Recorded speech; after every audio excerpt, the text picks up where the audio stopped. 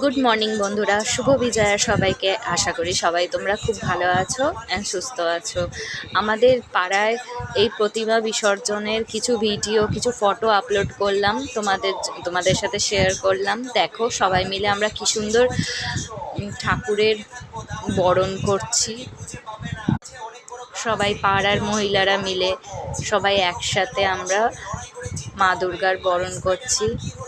মন খারাপও হচ্ছে, পুজো কি সুন্দর কাটলো, আর এখন চলে এলো বিজয়ার দিন, মায়ের বিদায় বেলা। আবার সেই 1 বছরের অপেক্ষা।